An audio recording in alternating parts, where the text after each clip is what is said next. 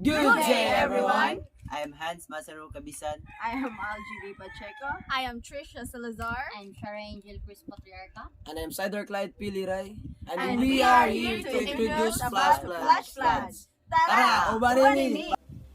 Today, we will learn about flood.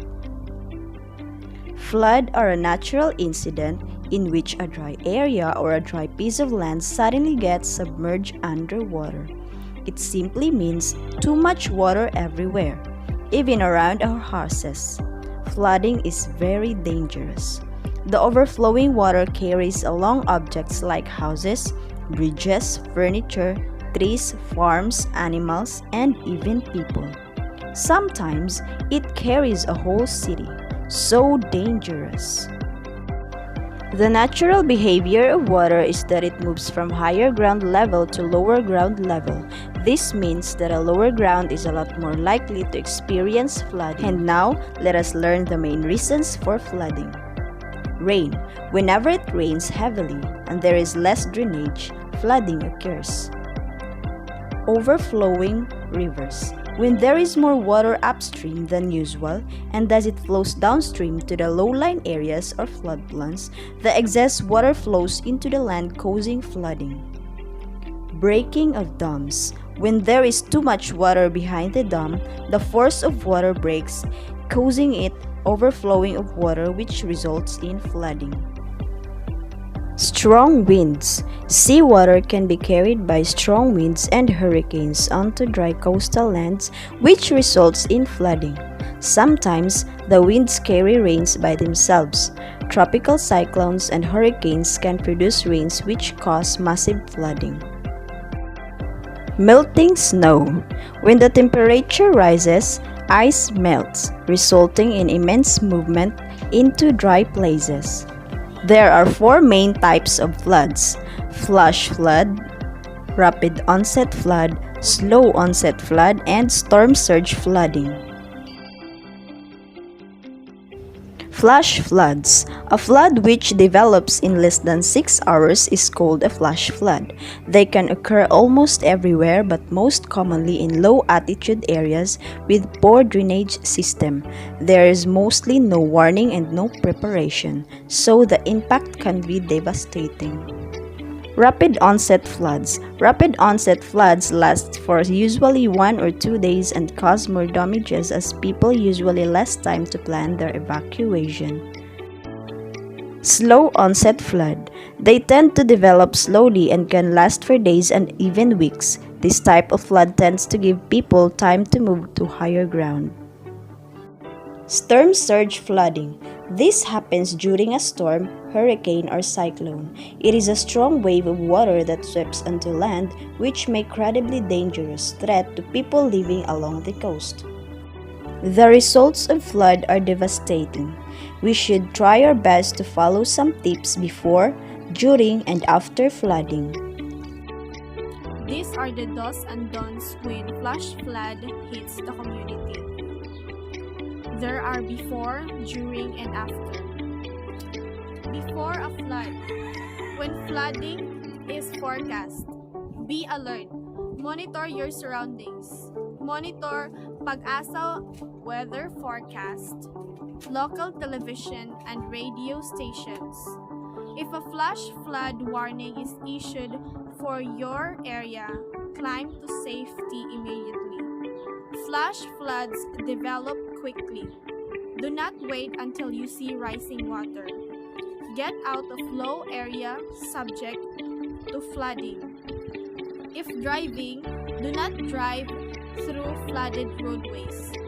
Assemble disaster supplies. Drinking water.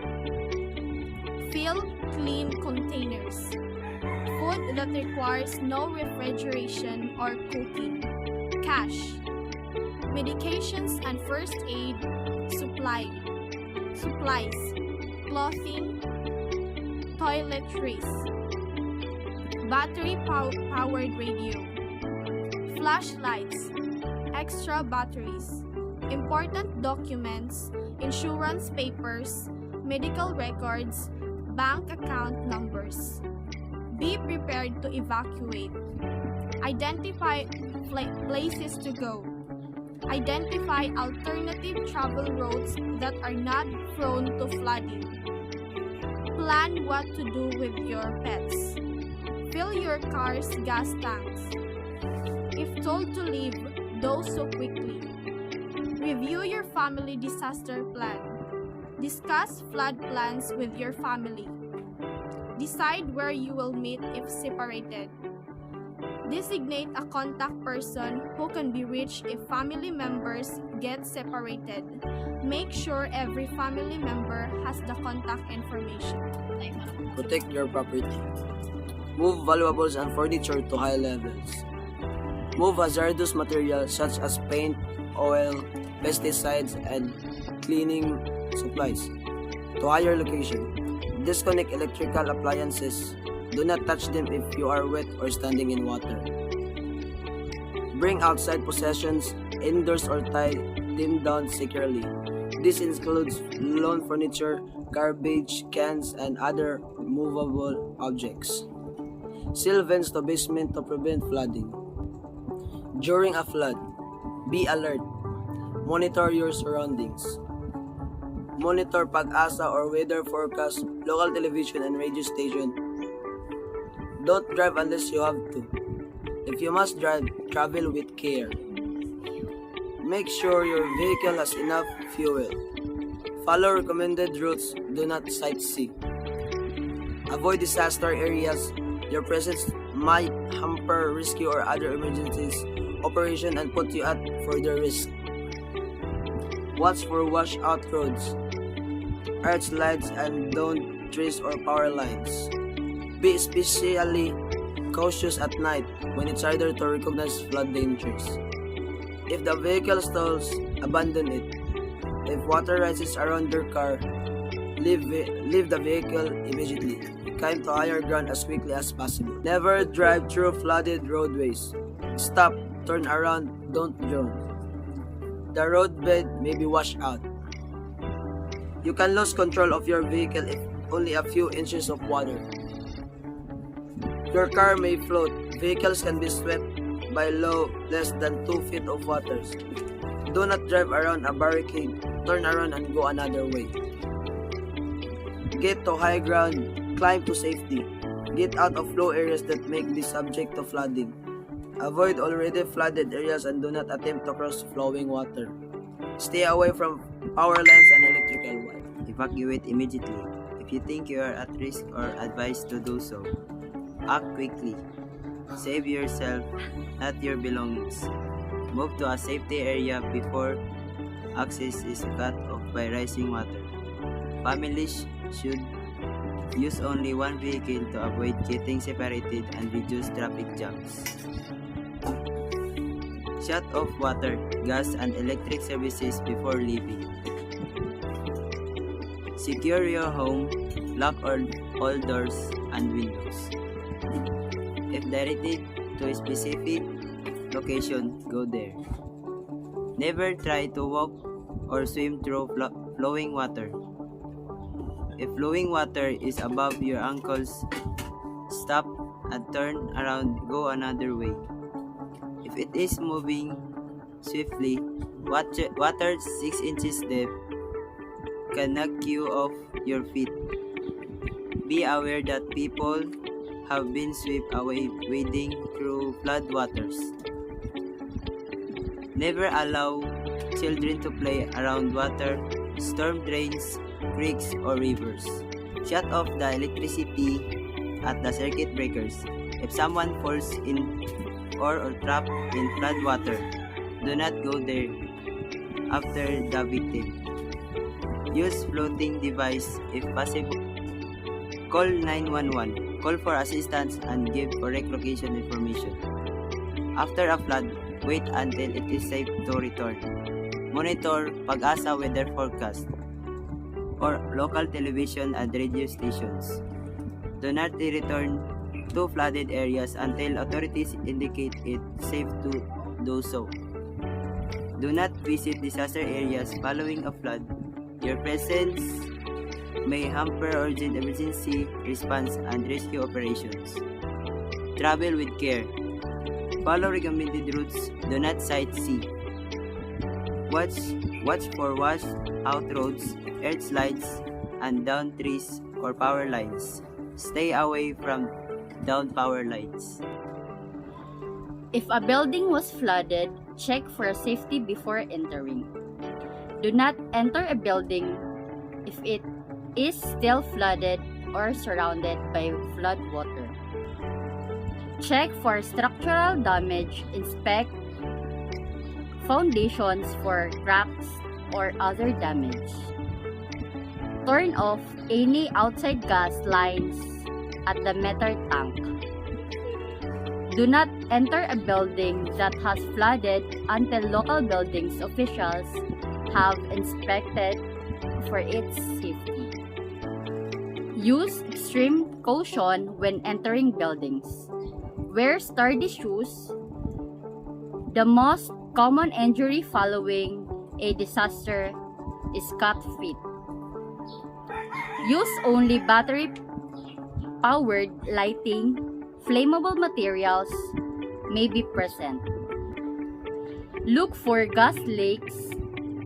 If you smell gas or hear a blowing or hissing noise, open a window and quickly leave the building. If possible, turn off the gas at the outside main valve. Call the gas company. Report broken utility lines to appropriate authorities. Check for electrical system damage, sparks, broken or frayed wires, or the smell was burning insulation. Turn off the electricity at the main circuit breaker. If you can reach it without stepping in the water. Examine walls, floors, doors, windows, and ceilings for rust and collapsing. Watch out for animals that might have entered with the flood waters. Let the building air out to remove foul odors or escaping gas. Take pictures of the damage, both of the building and its contents, for insurance claims. Get professional help. Seek necessary medical care. Do not neglect minor wounds or illnesses. Food, clothing, shelter, and first aid are available from the Philippine Red Cross. If the gas has been turned off for any reason, it must be turned back on by a professional. Have an electrician check the electrical system and appliances. Wells should be pumped out and the water tested for purity before drinking. Your home is no longer a safe place. Throw away medicine, food, or water that had contact with flood waters, including canned goods. If water is of questionable purity, boil drinking water for 10 minutes. Restrict children from playing in flooded areas. Keep windows and doors open for ventilation. Pump out flooded basements gradually, removing about 1/3 of the water volume each day to avoid structural damage. Keep the power off until an electrician has inspected the system for safety. All electrical equipment should be checked and dried before being returned to service. Clean and disinfect everything that got wet. Service damaged sewage systems as soon as possible. When making repairs, protect your property from future flood damage. Follow local building codes. Use flood-resistant materials and techniques. Elevate electrical components above the potential flood height. Elevate utilities, washer, dryer, furnace, and water heater above the level of anticipated flooding. Consider elevation of the entire structure. Install a black flow valve in the sewer system. And that's all for the do's and don'ts of when flash flood hit the community. And here are some real footage taken by citizens caused by Bagyong Agaton lately.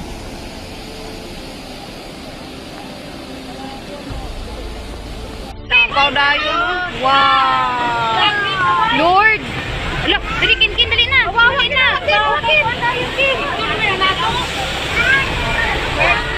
Flooding has been affecting portions of western Visayas due to rains brought by Tropical Storm Agaton.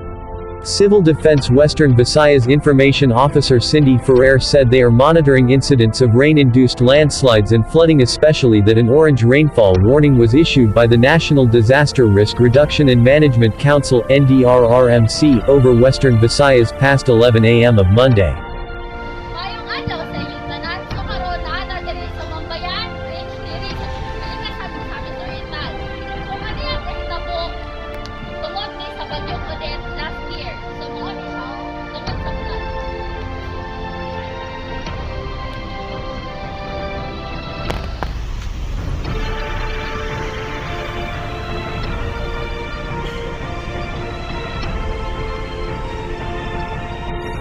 In order to save ourselves from the situation, we should be always prepared for whatever happens in times when disaster comes.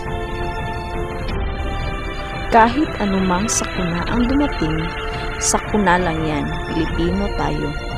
Tulong-tulong, tayong lahat ay babangon.